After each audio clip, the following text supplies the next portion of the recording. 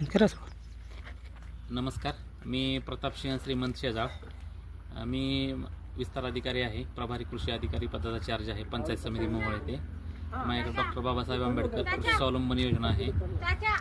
या योजनेमध्ये जर शेतकरी अनुसूचित जातीचा असेल तर त्याला 4 लाख रुपये मंजूर होतात.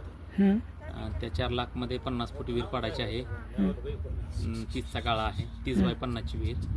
4 लाख रुपये शेतकऱ्याला मिळतात.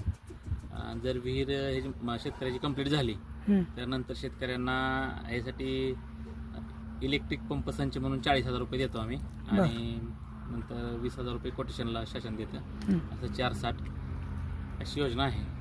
सध्या तुम्ही आशादाजी लादे यांच्या शेतामध्ये उभे आहात. सध्या आम्ही आशादाजी लादे यांच्या शेतामध्ये उभे आहात. हो. तर त्यांच्या शेतामध्ये आता तुम्ही जे विहिरीचं आंबेडकर ह्याच्यातून म्हणजे आंबेडकर स्वावलंबन हां, योजना तर याशिवाय आणखी काही योजना यांना